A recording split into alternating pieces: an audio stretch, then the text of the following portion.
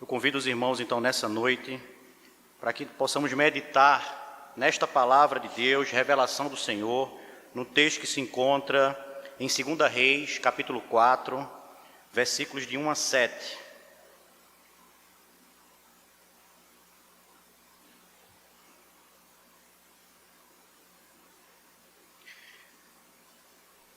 Segundo livro dos Reis, capítulo 4, versículos de 1 a 7. Tem por título: Eliseu aumenta o azeite da viúva. Eu vou fazer essa leitura, os irmãos podem acompanhar em silêncio nas suas Bíblias. Diz assim a santa palavra do Senhor: Certa mulher das mulheres dos discípulos dos profetas chamou Eliseu dizendo: Meu marido teu servo morreu, e tu sabes que ele temia ao Senhor. É chegado o credor para levar os meus 2 filhos para lhe serem escravos. Eliseu lhe perguntou: Que te hei de fazer? Diz-me o que é que tens em casa.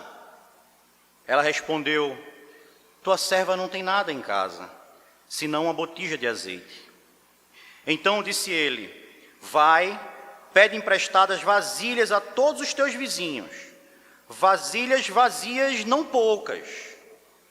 Então entra e fecha a porta sobre ti e sobre os teus filhos, e deita o teu azeite em todas aquelas vasilhas. Põe a parte que estiver cheia. Partiu, pois, dele e fechou a porta sobre si e sobre os seus filhos. Estes lhe chegavam as vasilhas, e ela as enchia. Cheia as vasilhas, disse ela a um dos filhos: Chega-me aqui mais uma vasilha. Mas ele respondeu: Não há mais vasilha nenhuma. E o azeite parou. Então foi ela e fez saber ao homem de Deus. Ele disse: Vai, vende o azeite e paga a tua dívida, e tu e teus filhos vivei do resto. Vamos mais uma vez buscar a presença do Senhor em oração. Pai bendito, Deus amado, louvado seja o teu nome, Senhor, porque temos a oportunidade de termos a tua santa palavra em nossas mãos, Senhor. Agora, Deus, no momento que ela é exposta, faz com que ela ache guarida em nossos corações, que possamos ser ensinados, educados, orientados, a partir, Senhor, das tuas santas escrituras. Faz isso pelo poder do teu Espírito Santo e por amor do teu Filho amado Jesus Cristo, no nome de quem oramos. Amém. Meus queridos, nós estamos em dezembro de 2024, próximos e muito próximos do final do ano. E os anos têm passado rápido, né? Hoje eu estava pensando nisso, como que 2024 talvez tenha passado até mais rápido na nosso imaginário do que 2023. E esse é o momento, normalmente, em que nós paramos um pouco, mesmo que não totalmente, mas arrefecemos um pouco e normalmente fazemos uma avaliação do que foi o nosso ano. Isso no âmbito empresarial, pessoal. Nós temos a prática de fazer isso porque é um ciclo que se fecha e que estamos próximos da abertura de um novo. Então, paramos, fazemos um balanço, pensamos quais foram os resultados, o que fizemos de concreto, e aí projetamos algumas ações e planos para o próximo período, o próximo ano. Mas importante, porém, nesse processo, meus queridos, é nós pensarmos um pouco e lembrarmos quem nós somos. E aí eu não me refiro a quem nós somos no âmbito profissional, se eu sou um advogado, um médico, um vendedor, um empresário, ou no âmbito social, se eu subi e desci, onde que eu estou classificado. Não é essa a questão. Mas eu me refiro a uma condição única, uma condição que faz parte do nosso ser, de filhos de Deus, daqueles que recebem das suas provisões e que somos seus mordomos.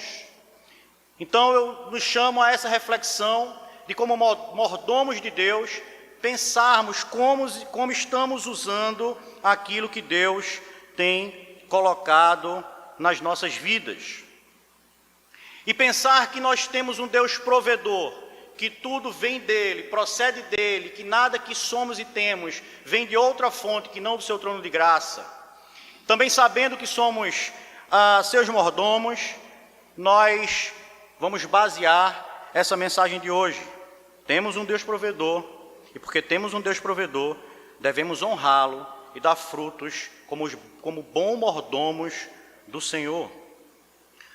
Os livros de 1º e 2º Reis, meus queridos, eles, na versão original, no hebraico, eles são apenas um livro, que conta a história dos reis de Israel. Portanto, ao longo do tempo, na tradução grega, na Septuaginta e depois na latina, esse livro foi desdobrado em 2 livros para facilitar, porque era um livro grande. Então, hoje nós temos 1º e 2º Reis. Se você for fazer um estudo de 1ª e 2ª Samuel, 1º e 2º Reis, você vai ter ali toda a história dos reinos de Judá e de Israel, desde Saul até o último rei Zedequias. Nesse contexto de narração a respeito da história de Israel, dos seus reis, nós também temos os personagens que são os profetas que Deus levantou nesse período para falar ao povo. E normalmente para exortá-los a voltar para o caminho do qual não deveriam ter saído. Muitas vezes o povo, por consequência da maldade do coração do rei, se afastava de Deus e Deus levantava homens para exortar o povo, falar a respeito de Deus, falar a palavra de Deus para o povo, para que os seus caminhos fossem corrigidos. E dentre eles nós temos alguns bem conhecidos nossos, como Elias e Eliseu. Eliseu, ele foi um desses profetas de relevantes serviços prestados ao Senhor. Eliseu, ele é chamado, meus queridos, em 2ª Reis, como o homem de Deus. Tal era a maravilhosa forma que Deus o usava na sua obra. Esse profeta Eliseu, ele fez grandes sinais e milagres e foi um homem fiel ao Senhor no pastoreio do povo. Eliseu, ele, mesmo tendo vivido muitos anos antes e não tendo a oportunidade de ver o seu Redentor, ele exalou o bom perfume do Messias, o bom perfume de Cristo, mesmo vivendo anos antes do nascimento do Senhor. E nesse contexto nós encontramos essa história que nós acabamos de ler, essa narrativa que nós acabamos de ler. A narrativa nos conta acerca de uma mulher que procura Eliseu porque havia ficado viúva. E todos nós sabemos que a situação das viúvas naquele tempo era uma situação extremamente delicada.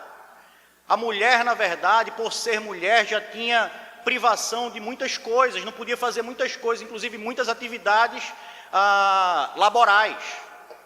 E a mulher viúva, ela ficava à mercê de ser cuidada pelos seus filhos.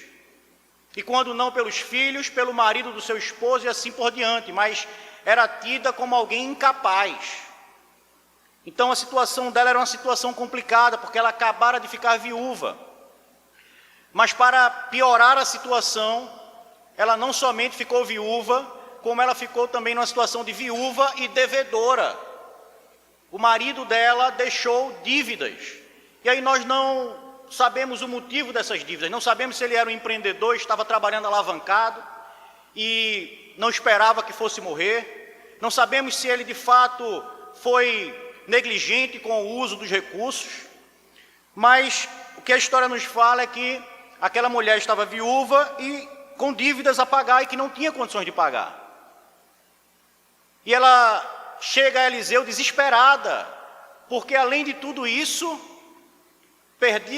tinha perdido seu marido, provavelmente perderia bens, se é que ela tinha algum, e nós vamos ver aqui, mas o que mais afligia seu coração era que os credores queriam levar seus filhos como escravos. Uma prática legal e comum da época. Quando alguém não podia pagar por um débito, tomava-se seus filhos como escravos para pagar a dívida daquele que fez a dívida.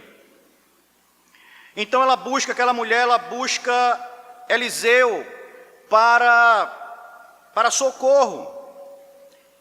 E aquele profeta, o homem de Deus, vai à sua casa, escuta o seu lamento, entende a sua situação, pergunta a ela, inclusive, se ela tinha alguma coisa em casa, e, sendo usado por Deus de forma extraordinária, ele opera um milagre ali, obviamente Deus opera através dele, e acontece ali o milagre da multiplicação. Um milagre que inclusive aconteceria anos depois, feito pelo próprio Senhor Jesus Cristo. Aquele azeite que ela tinha se multiplica em muitos litros mais. Aquela mulher, ela é socorrida pela bênção de Deus sobre a vida dela e da sua casa. Ela paga suas dívidas, e a bênção de Deus, como sempre, ela excede as nossas expectativas. Ela não somente paga a dívida, como ela também tem azeite para poder agora negociar o azeite, trabalhar, vender, comprar e poder sustentar a sua casa. É diante então, meus irmãos, dessa narrativa de provisão divina, de socorro divino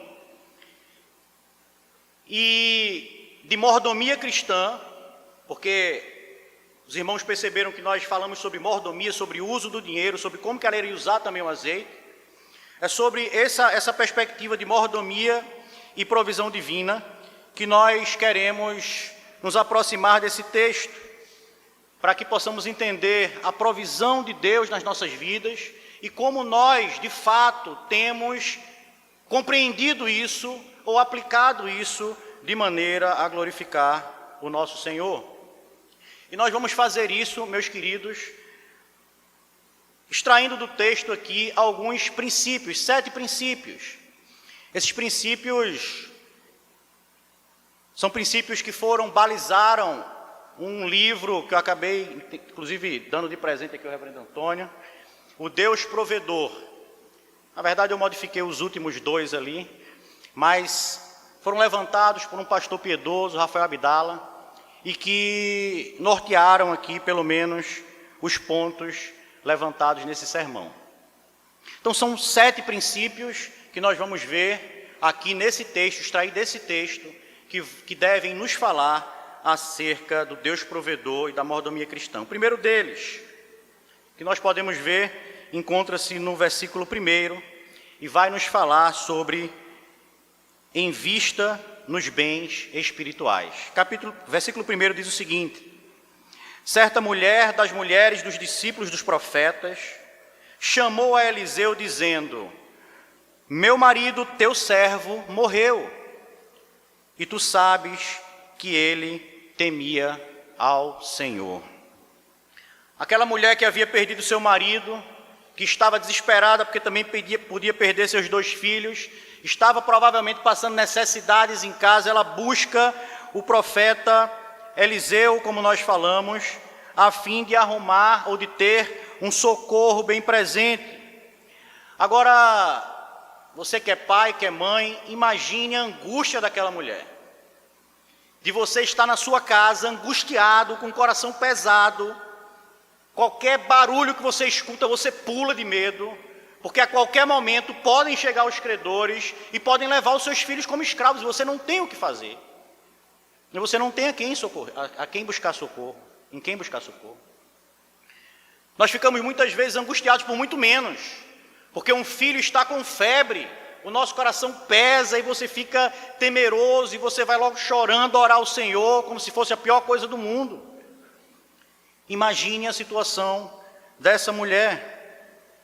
E quando a gente olha esse quadro, eu não sei você, mas eu confesso aos irmãos que olhei para esse quadro e pensei, que marido mais relapso. Como que ele deixa essa situação na família dele?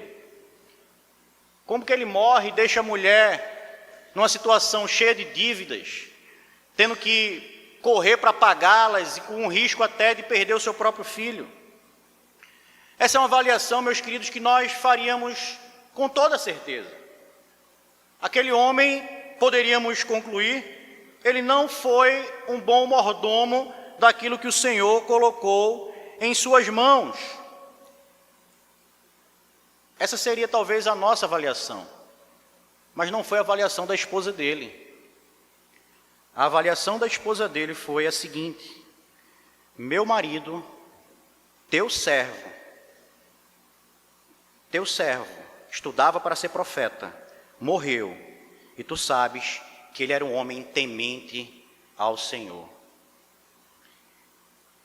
A despeito do que estava acontecendo, meus queridos, aquele homem, ele foi classificado aqui como alguém piedoso, como alguém que temia ao Senhor. Seu marido, diz aquela mulher, um homem temente ao Senhor. Muito provavelmente aquele homem, ele era aluno da escola de Eliseu, da escola de profetas de Eliseu.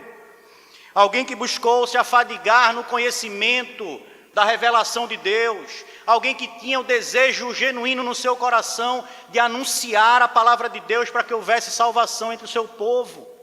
Alguém que se debruçava e gastava tempo com isso, porque amava o Senhor, temia o Senhor e vivia conforme a sua vontade. Mas não somente isso, porque ele vivia dessa forma, porque ele tinha esse amor pela palavra de Deus, pelo ministério que o Senhor tinha lhe dado, ele de fato impactou a sua casa. Ele ensinou a sua mulher a admirar a quem teme ao Senhor. Provavelmente ela era alguém que temia o Senhor, porque recorreu a um profeta de Deus quando precisou de socorro. Aquele homem, meus queridos, ele pode ter falhado de alguma maneira nos seus investimentos, nós não sabemos ao certo. Mas o que nós sabemos é que aquele homem fez certos, precisos e lucrativos investimentos espirituais na sua vida e na vida da sua família. A sua família não estava desamparada. Matthew Henry, ele conclui em relação a esse homem dizendo o seguinte: ele vai dizer, aquele homem, ele tinha a reputação de um homem piedoso. Eliseu sabia que ele era alguém que temia ao Senhor. Caso contrário, ele teria sido indigno da honra e inadequado para o trabalho de profeta. Ou seja, ele era alguém que estudava e servia a Eliseu para ser profeta de Deus. Ele foi um dos que manteve a sua integridade numa época de apostasia geral. Ele foi um dos 7.000 que não dobraram os joelhos a Baal. Esse homem, ele se manteve firme. Esse homem, ele cuidou da sua casa. Esse homem fez investimentos espirituais. E como consequência, meu querido e minha querida, a despeito da falta de dinheiro, a despeito de estar com débito, de ter morrido e deixado sua esposa com débito, o Senhor socorreu a sua casa. O Senhor honrou aquele homem e socorreu a sua casa, porque aquele homem investiu nos bens espirituais. Ele foi fiel ao Senhor. Os investimentos que aquele homem fez, ele reverberaram não somente no socorro da sua casa, mas muito provavelmente na salvação da sua família. É interessante quando nós nos pegamos fazendo a avaliação que eu citei anteriormente, sobre sucesso ou não daquele homem na gestão da sua casa. E nós percebemos que a definição de sucesso para Deus é completamente diferente da que nós temos. Completamente diferente. O próprio Senhor Jesus Cristo, quando relatado ali em Lucas, ele é interpelado pelos discípulos de João, se ele era o Messias. Ele diz, olha, volta lá para João e dizem que vocês viram aqui. E quando eles saem, o Senhor Jesus Cristo dá um testemunho acerca de João. João Batista estava preso, estava no corredor da morte, muito provavelmente sendo maltratado, até torturado, sozinho, isolado. E você pode pensar, que triste a vida desse homem. Mas as palavras de Jesus foram o seguinte em relação a João Batista: entre os nascidos de mulher, ninguém é maior do que João. Aquele homem que pode ser tido como alguém sem sucesso, porque acabou sua vida decapitado, numa prisão. Para Deus, para Jesus Cristo, ele foi relatado como aquele maior do que todos aqueles que nasceram de mulher. Essa é a definição do Senhor, essa é a definição dele. Porque João Batista havia sido, assim como esse homem, um homem impiedoso, fiel, que investiu nos bens espirituais. E a pergunta que fica, meus queridos, é: será que nós temos nos preocupado com os investimentos espirituais na mesma proporção, eu não vou nem dizer mais, mas na mesma proporção que nós nos preocupamos com os nossos investimentos materiais?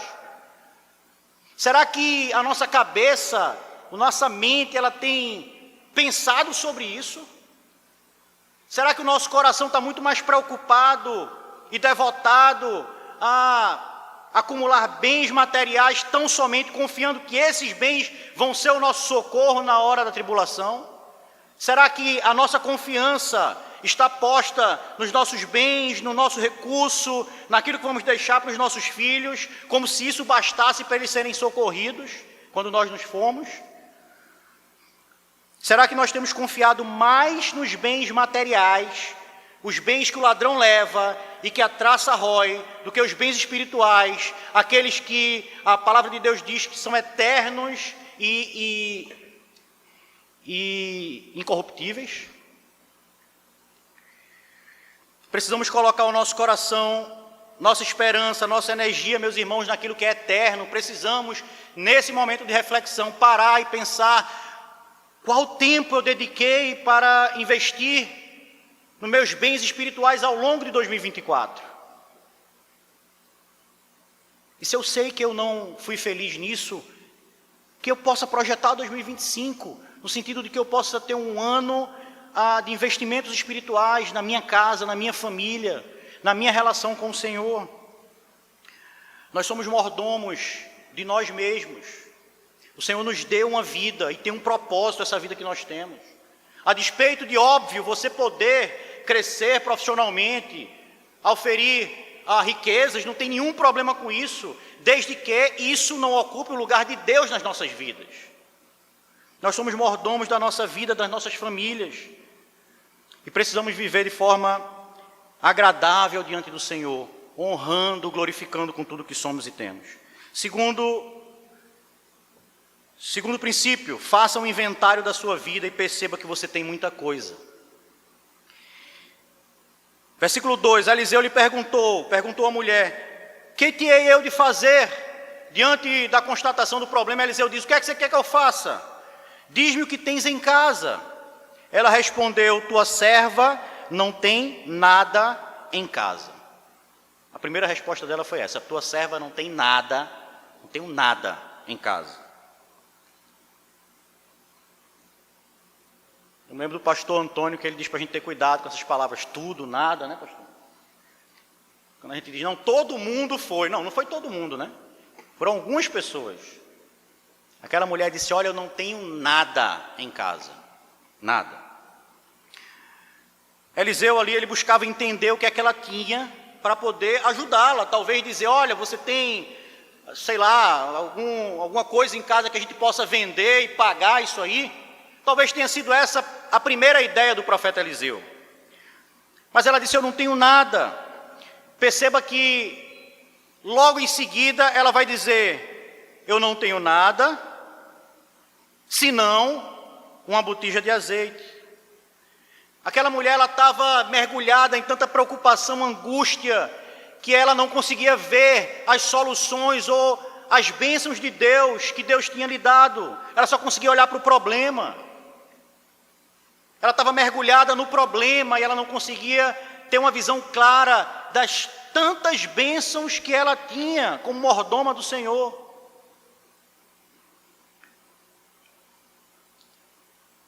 Impactada pelos problemas, meus queridos, ela não conseguia enxergar as bênçãos que ela tinha.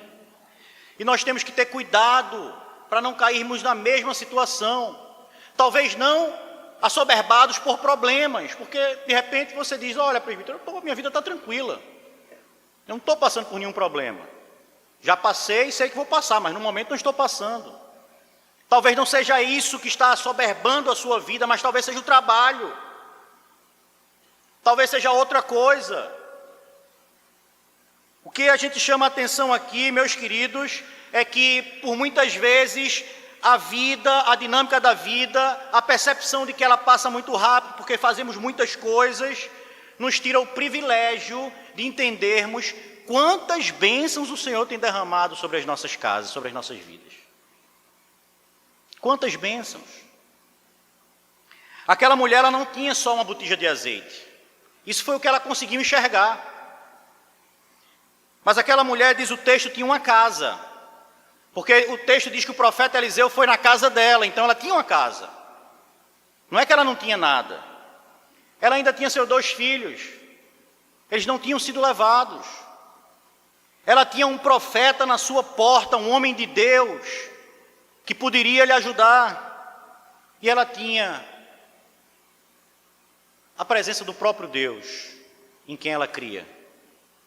Aquela mulher, ela não tinha nada, mas ela não conseguia enxergar isso.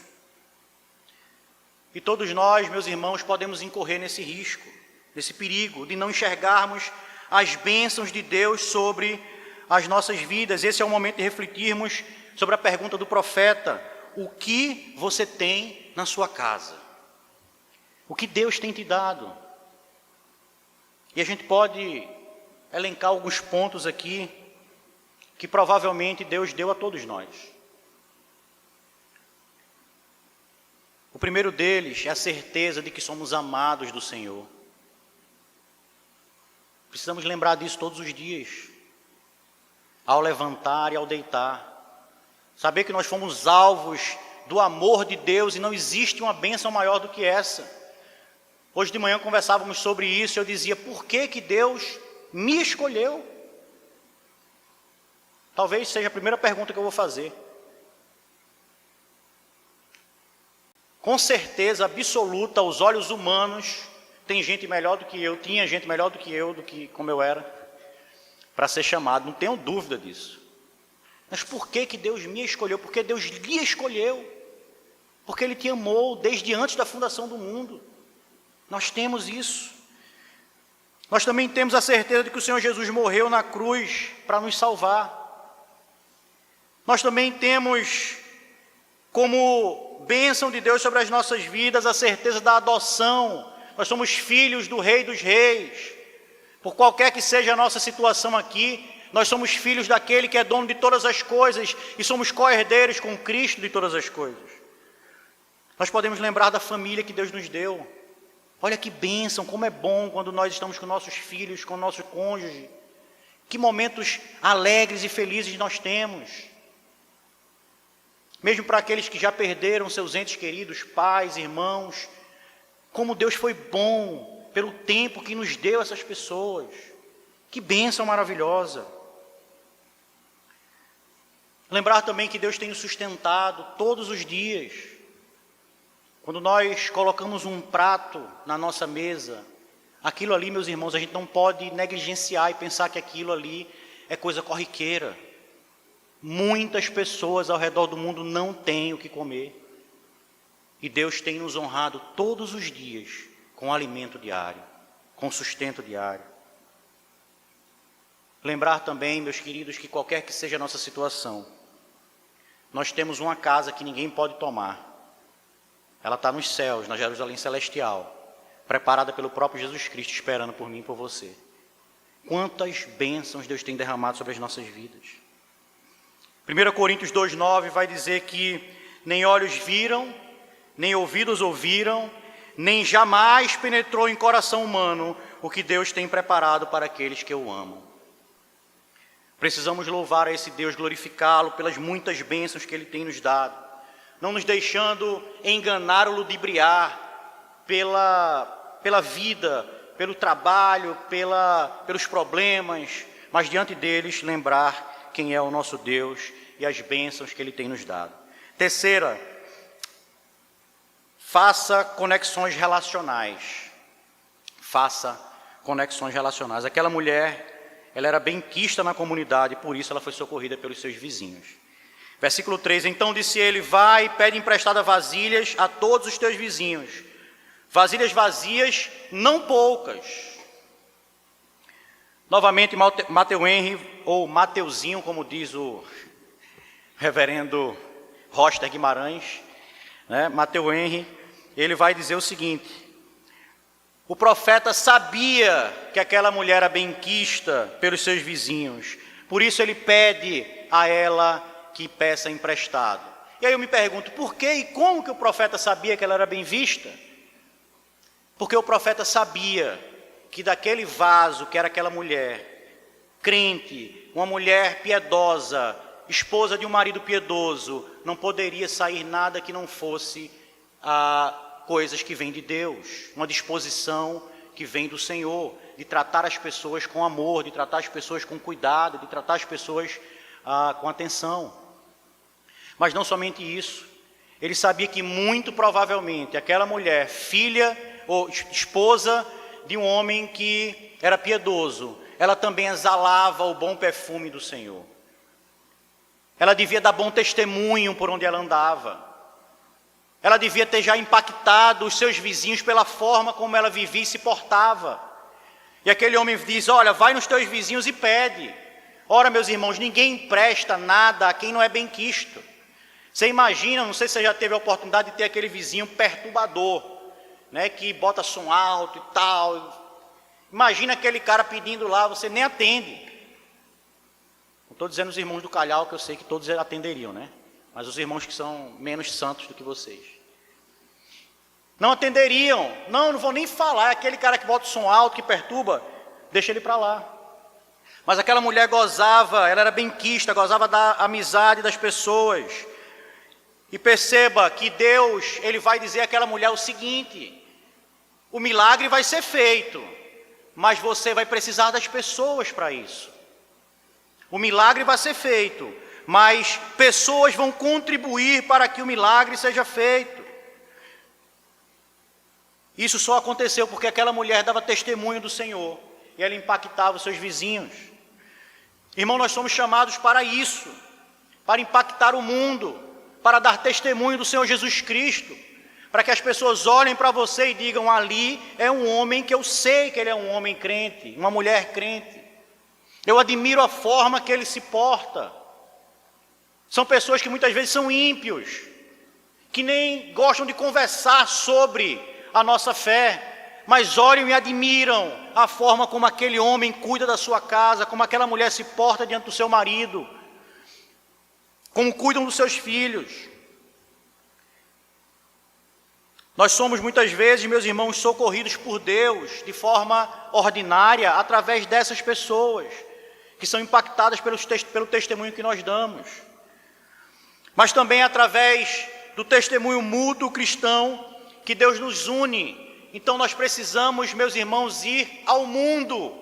Nós não fomos chamados para sair do mundo. Não é isso que a palavra de Deus nos ensina. Nós fomos chamados para ir ao mundo pregando o Evangelho.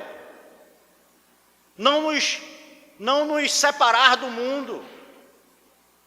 Você precisa estar na sociedade. E é na sociedade que você vai exalar o bom perfume de Cristo, para que as pessoas possam conhecer o seu Salvador. É através da forma que você as trata, que você se porta, daquilo que você fala, que elas podem, muitas vezes, conhecer o Salvador através de você. E são nessas conexões que nós fazemos, que Deus usa as pessoas para nos abençoar, e nós para abençoarmos as pessoas. Esses dias, como ilustração do que é essa conexão que Deus faz e usa as pessoas para abençoar pessoas, esses dias o presbítero Adriano me liga e diz: olha, a gente tem uma missão aí para fazer. Aí eu disse: tá bom. Como bom militar da reserva, missão, o cara já fica atento, né? E ele disse: olha, Wilson Mateus, ele está querendo fazer um evento, um culto. E todo mundo sabe aqui, obviamente, quem é o Wilson Mateus, dono da Rede Mateus, um homem que nós sabemos extremamente trabalhador e que hoje, pela graça de Deus, obviamente, é um homem bilionário. E obviamente que os homens bilionários podem muitas coisas. E ele já havia tentado entrar em contato com o reverendo Hernandes, porque ele tem uma grande admiração pelo reverendo Hernandes. E mesmo com tudo que tem, ele não conseguiu fazer esse contato, não conseguiu essa conexão. Mas porque nós pensamos um evento, fizemos um evento aqui da PECOM no hotel, houve essa conexão, ele entende que Adriano é um homem crente, ele também é, soube que Adriano era da igreja presbiteriana, Adriano fez contato conosco, essas conexões levaram a esse encontro dele com o reverendo Hernandes, e nós podemos ver o testemunho que ele deu. E o Adriano me liga e diz assim, olha, o Wilson Mateus quer fazer um evento. E aí, depois de entender o evento, o que ele quer é dar a Balsas, a cidade de Balsas, um grande culto, entregando à cidade o que para ele é mais caro hoje, a mensagem do Evangelho. E ele queria o reverendo Hernandes para pregar nesse culto. E foi possível, graças a Deus, dia 17 de dezembro agora, se Deus permitir, nós estaremos lá e a cidade de Balsas, milhares de pessoas vão ser impactadas pela pregação do Evangelho salvífico do Senhor Jesus. Porque Deus usa as pessoas, as conexões, e porque o Adriano está aqui, conhece ele, fez essa conexão, milhares de pessoas vão ouvir a mensagem do Evangelho na cidade de Balsas. Meus irmãos, se relacionar é difícil, nós sabemos disso, mas nós fomos chamados para impactar a vida das pessoas. Através das conexões relacionais, nós precisamos levar a mensagem da salvação ao mundo, proclamar que Jesus Cristo é o Senhor e Salvador, para que haja salvação entre os perdidos. Quarto princípio, faça restrições. Seja cuidadoso com os bens e provisões que o Senhor tem te dado. Versículo 4. Então entra e fecha a porta sobre ti e sobre teus filhos, e deita o teu azeite em todas aquelas vasilhas.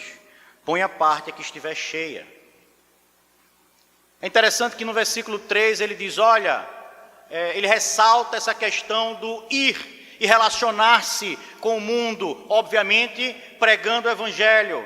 Mas agora ele diz, olha, vai, se relaciona, é bom que você seja bem visto, dê testemunho do Senhor Jesus Cristo, mas agora, diz ele, se tranca, fecha a tua porta sobre ti e os teus filhos, deita o azeite em todas as vasilhas e põe a parte que estiver cheia.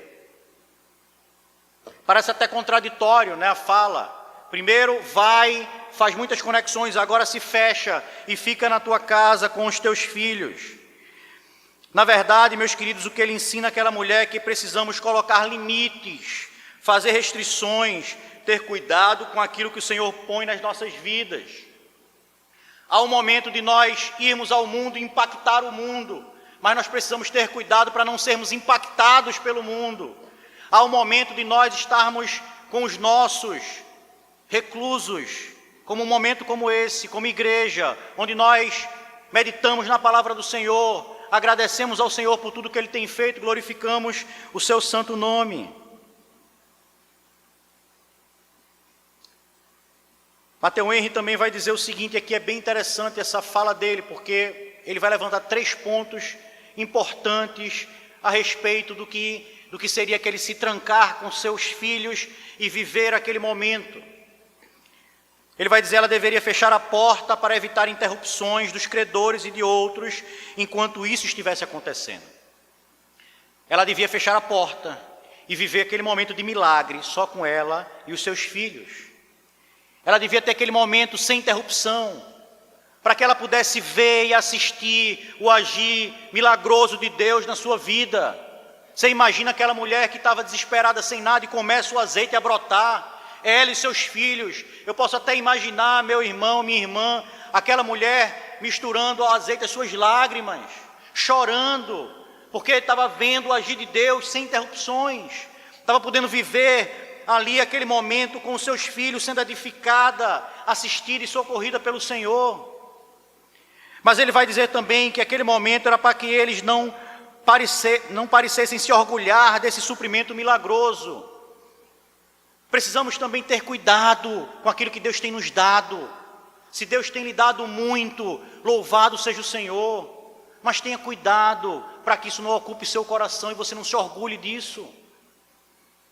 Quando Deus nos dá muito, Ele nos dá muita responsabilidade sobre o que Ele tem nos dado. Deus nos dá, meus irmãos, obviamente, para que nós possamos viver e gozar daquilo que o Senhor tem nos dado, mas para que isso abençoe o reino de Deus também, e principalmente. E por último ele vai dizer, fechem a porta, para que pudessem ter a oportunidade de orar e louvar a Deus pela extraordinária ocasião que estavam vivendo. A gente precisa ter o nosso momento, a gente precisa se fortalecer em família, viver uma vida devocional ativa com o Senhor, com nossos filhos, com nossa esposa, para nos fortalecermos, para lembrarmos e trazermos à memória aquilo que Deus tem feito, nos alegrarmos com isso, louvarmos ao seu santo nome, nos prepararmos para a batalha de sairmos e mais uma vez anunciarmos o Evangelho, testemunharmos do amor de Deus. Aqui fica claro que no versículo anterior, o que nos ensina é que vão, preguem o Evangelho, deem testemunho, porque assim Deus abençoa a sua vida, a igreja, as relações. Mas também não permita que o mundo entre no seu ambiente, se feche. Nós estamos aqui para impactar o mundo e não para sermos impactados pelo mundo.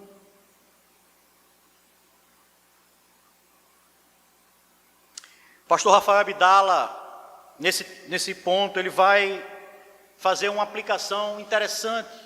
Eu peço que você fique atento ao que eu vou ler aqui. E eu resumi aqui, não são todas as palavras do Rafael. Ele vai dizer o seguinte, quem pensa que fechar a porta era meramente um gesto que impede o acesso das pessoas a chegarem fisicamente no nosso lar, está enganado. As ideias, os conceitos e os valores de que eu estou falando, aqueles que minam a família e o casamento, chegam até nós virtualmente, através de cabos e conexões de Wi-Fi.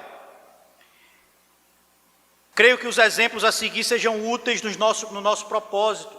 Eles ilustram como o conteúdo, o acessado virtualmente, pode sutilmente moldar os nossos pensamentos e as nossas atitudes. O que ele está fazendo aqui, meus queridos, é dizendo que esse fechar as portas não é você se trancar na sua casa e dizer, não, estou em família, tem um ali na Netflix, o outro está ali no WhatsApp, o outro está ali na Disney Plus, e vocês estão vivendo cada um a sua vida, e preocupado ele está com o que estamos vendo. O que estamos vendo? E ele vai dizer, redes sociais, temos que ter cuidado, redes sociais e conteúdos inapropriados. O que nós vemos normalmente nas redes sociais, se você olhar de maneira geral, é um estilo de vida que desvaloriza o compromisso conjugal. Alguém me falava essa semana, e eu peço perdão que eu não lembro a fonte, mas me falava sobre o impacto das redes sociais. Foi na Jovem Pan, eu estava ouvindo, a Austrália legislou sobre isso e disse que os adolescentes lá não podem mais ter rede social. Está proibido na Austrália. E por que isso? Porque existem vários estudos que mostram o prejuízo que essas redes sociais têm causado a esses adolescentes.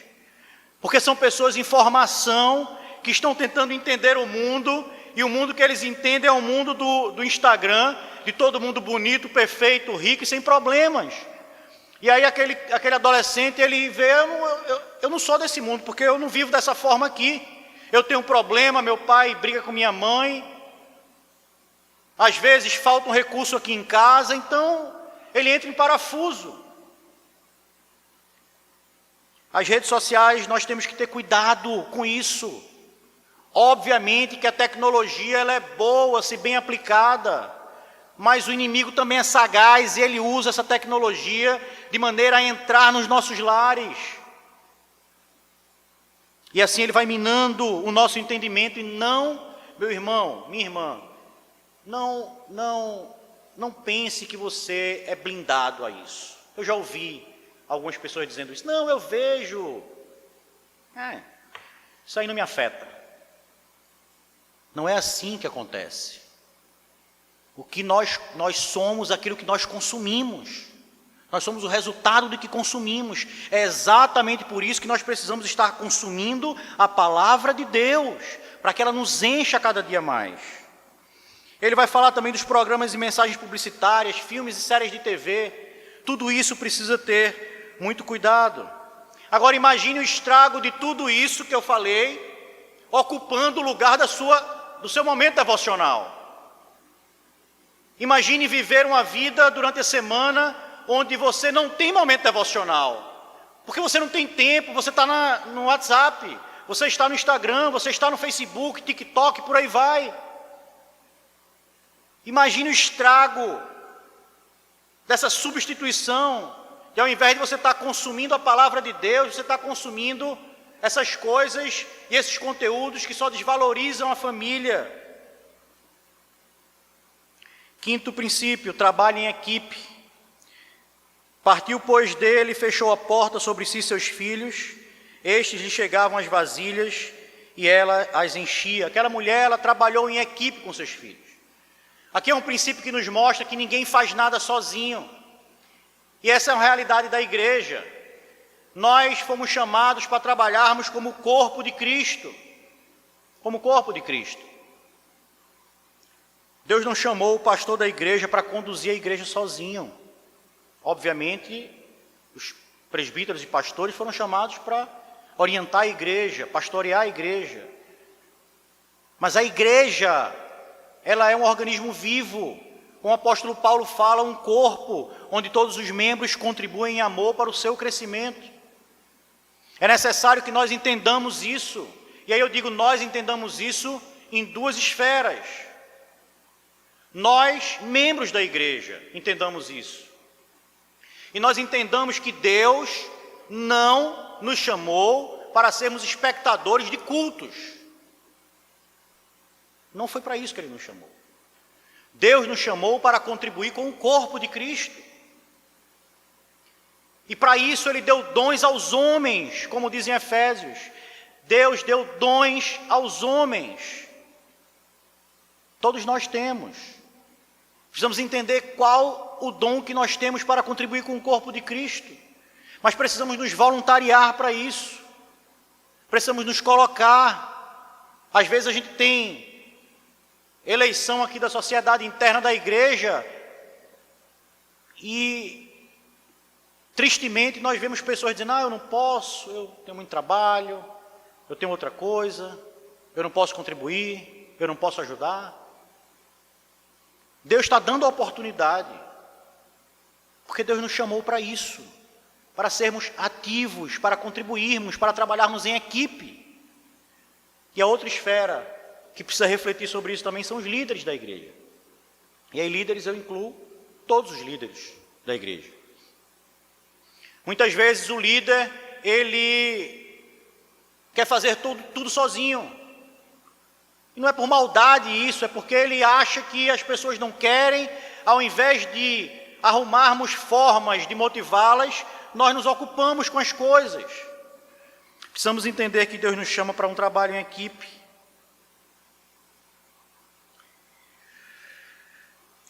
João Calvino, Eclesiastes, vai nos chamar a atenção para isso. Eclesiastes 4, 9 e 10 vai dizer, melhor é serem dois do que um, porque tem melhor paga do seu trabalho.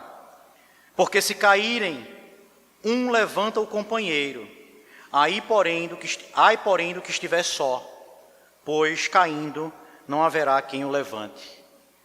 Precisamos andar juntos, em prol do crescimento do reino de Deus.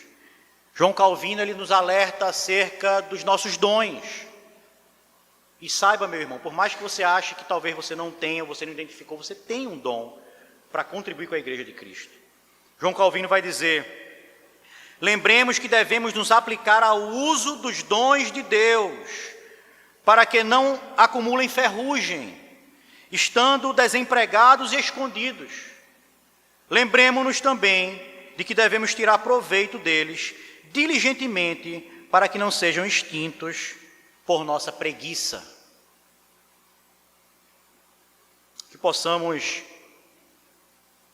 com a mente de mordomos, saber que Deus nos deu os dons e precisamos aplicar esses dons. Porque assim como a parábola dos servos nos mostra lá, um dia ele vai voltar. Ele vai dizer, cadê aquele dom que eu te dei? Tomara, Deus, não sejamos aquele que disse: eu enterrei com medo, com temor, porque vai ser tirado, esse vai ser lançado fora. Sexto princípio: não pare até acabar. Versículo 6: cheia as vasilhas, disse ela a um dos filhos: chega-me aqui mais uma vasilha. Mas ele respondeu: não há mais vasilha nenhuma, e o azeite parou. Aquela mulher com aqueles filhos trabalharam até a última vasilha. Ela não pensou assim: já fiz bastante, já eu tinha uma, já tenho 5, para que eu vou encher mais aquelas 10? Aqui já dá para pagar a dívida, já estou cansada, já enchi muito. Tem gente que é assim, né? Que a bênção vem e ele reclama porque a bênção veio. Está precisando de um carro, aí Deus vai e abençoa com um carro. Mas não era o carro que eu queria, né? Aquela mulher não fez isso, ela disse: que bênção o Senhor está derramando, que maravilha, vamos trabalhar, Deus está nos abençoando com isso, vamos trabalhar arduamente até a última vasilha. Ela não parou antes da última vasilha. E é interessante que a palavra de Deus nos ensina algo nesse sentido. Vai em Apocalipse e veja o que Deus fala, o que Jesus Cristo fala às igrejas, às 7 igrejas do Apocalipse. A todas elas ele tem, obviamente, chamado a atenção, enfim, de forma distintas. Mas para todas, em Apocalipse, ele vai falar do vencedor. Aquele que vencer vai gozar dos privilégios. Aquele que vencer será salvo. No sentido de que nós precisamos, meus irmãos, nos mantermos fiéis até o último dia das nossas vidas. Você pode sonhar com sua aposentadoria do seu labor. Faça isso, se prepare para esse momento. Mas não existe aposentadoria para um ministério cristão. Não existe. Nós somos cristãos. Nós somos chamados a exalar o bom perfume de Cristo, a pregar e testemunhar do Evangelho do nosso Senhor todos os dias, até o último dia que fecharmos os nossos olhos aqui nessa terra e abrirmos diante do nosso Salvador.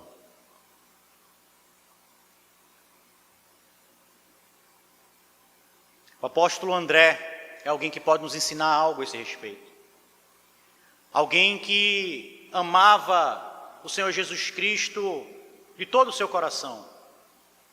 O apóstolo André é conhecido como aquele apóstolo que apresentava as pessoas a Cristo. Ele trazia as pessoas e apresentava a Cristo. O pastor John MacArthur tem um livro que fala sobre os apóstolos, e ele trata desse assunto, como André gostava de trazer as pessoas e apresentar a Cristo. André foi crucificado, diz a tradição cristã. Ele foi crucificado provavelmente na Grécia. E André passou 2 dias para morrer. 2 dias crucificado, 2 dias penando sobre aquela que até hoje é considerada a pior morte já atribuída ao ser humano. Por 2 dias ele esteve ali pendurado sofrendo.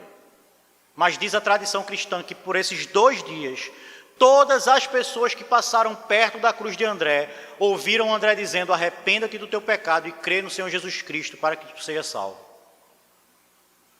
André pregou até o último suspiro dele naquela cruz. André não parou, André foi até o final.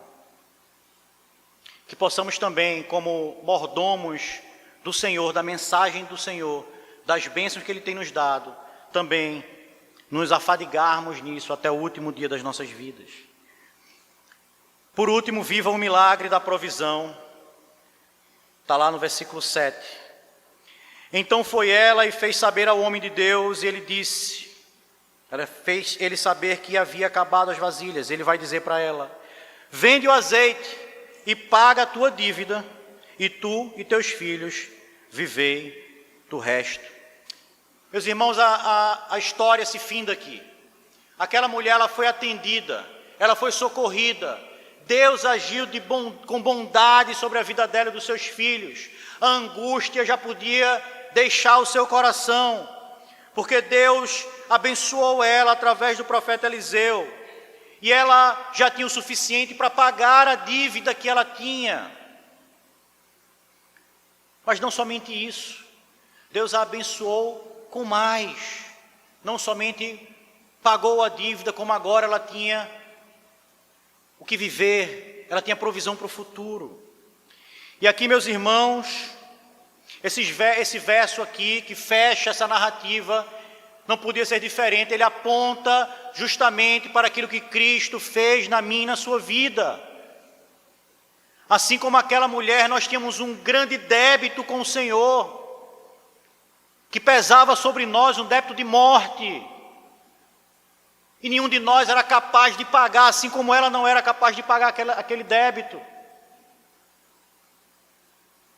Nosso débito era impagável, mas o Senhor, com a sua graça tremenda, veio até nós, e Ele apagou, Ele pegou esse escrito de dívida que nós tínhamos e jogou na cruz de Cristo Jesus, e essa dívida foi paga e nós não devemos mais nada, mas assim como aquela mulher não tinha como pagar a dívida, não fomos nós que pagamos por ela, não foi porque nós fomos achados como pessoas boas diante do Senhor, merecedoras disso, mas foi porque o Senhor Jesus Cristo, sendo Ele o próprio Deus, deixou a sua glória, viveu entre nós e morreu, levando o meu e o seu pecado. Lembre-se disso, Jesus estava na cruz pelo meu e pelo seu pecado. E da mesma forma que aquela mulher, esse sacrifício de Jesus, ele não somente apaga as nossas dívidas, ele não somente nos livra da condenação, mas como Deus é infinito em misericórdia, graça e amor, aquele sacrifício ele nos garante um futuro glorioso, juntamente com Cristo na Jerusalém celestial. Nós não fomos abençoados tão somente com aquilo que olhava para o passado, mas o sacrifício de Cristo, ele também, assim como foi com aquela mulher, nos garante um mantimento espiritual para toda a eternidade, na qual viveremos na presença do Senhor. O nosso Deus provedor, esse Deus provedor, Ele providenciou a grande bênção, a maior demonstração de amor já vista na humanidade. Ele nos salvou, meu querido, da perdição eterna. Isso já estaria bom demais, já seria bom demais, ser alvo da misericórdia de Deus. A misericórdia que diz, olha, eu vou te perdoar, tu não vai mais pagar, tu não vai mais morrer. Mas como Deus é maravilhoso, Ele diz, olha, mas eu ainda vou derramar da minha graça sobre a sua vida. Eu não vou só te salvar, mas eu vou te adotar como filho. E você vai sentar na minha mesa. E não somente isso, mas você vai herdar todas as coisas, juntamente com o meu Filho amado, o Senhor Jesus Cristo. Que essa verdade da provisão de Deus, dessa provisão eterna, da salvação, possa, meus irmãos, fazer com que esses princípios morem em nossos corações. Eu vou repeti-los aqui. O primeiro deles, que precisamos investir nos bens espirituais. O segundo, que possamos fazer um inventário das nossas vidas nesse momento de reflexão e perceber as grandes bênçãos que o Senhor tem nos dado. Terceiro, que possamos fazer conexões relacionais e intencionais para que a glória de Deus seja vista no mundo. Quarto, que possamos fazer restrição. Tenhamos cuidado para que o mundo não nos influencie e possamos viver uma vida devocional com a nossa família. Quinto, que possamos trabalhar em equipe, no sentido de que possamos nos dispor ao trabalho da obra de Deus. Isso é maravilhoso, é agradável diante do Senhor. Sexto, que nós não paremos até acabar.